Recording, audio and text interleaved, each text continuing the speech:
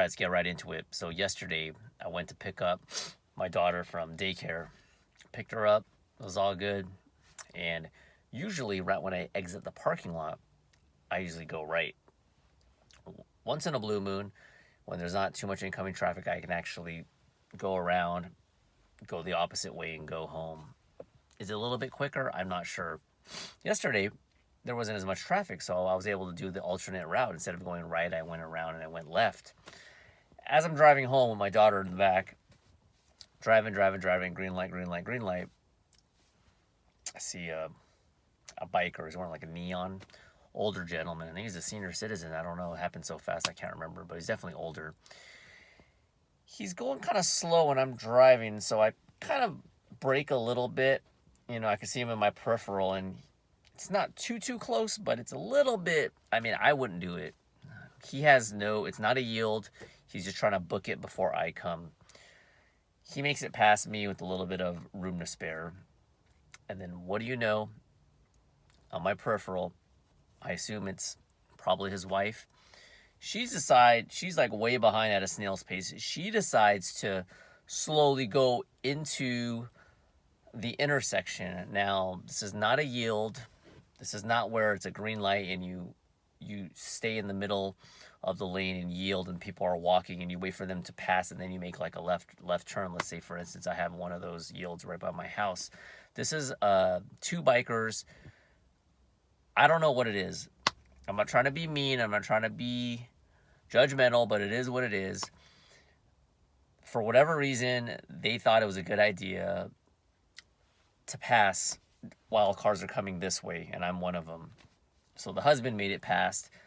She goes snail's pace, and it just happens so fast, right? And it's coming this way, and I immediately brake, and I come to a stop, and the front part of her wheel was literally inches away. I basically almost hit her. Unbelievable. I beeped. It's my only instincts. I have a kid, in the back, my baby. And I was so angry. By that time, I just like wanted to roll down. I rolled down my window a little bit, but by that time, I just drove off. It is just so aggravating. So, driving is a responsibility. To me, it's not a right. It's a privilege. But so is being on a bike. All right, there are a lot of crazy drivers out there. It does happen. But there's also a good amount of bikers that I've noticed who feel like they just own the road or they just disregard the rules. It makes absolutely zero sense. Cars are coming. This is at like 4:30 p.m. Now, granted, the traffic's not as bad now with the whole COVID and everything, everyone working from home, but you just don't take those types of risks. I could have hit her. Who knows what would have happened? In my old house, it happened. Some guy hit another biker, and they found out when they did the report it was the biker's fault. The biker, I think, did the same thing. It happened right by my house. I saw it in the newspaper. And I think the person freaking died. It's just so aggravating. It's very aggravating. I could have hit her, could have injured her, could have killed her. At the very least, file a police report. Car behind me, if I went to a halting stop, the car behind me could have rear-ended. I got my baby in the car seat, but, things can happen. So this is just a little message to the people that are biking. You want to bike, it's good exercise, that's great, but you need to follow the rules just as much as us drivers need to follow the rules. The one last thing I want to say before I leave is also when people are on the road and they're in the bike lane, I just see this more and more often.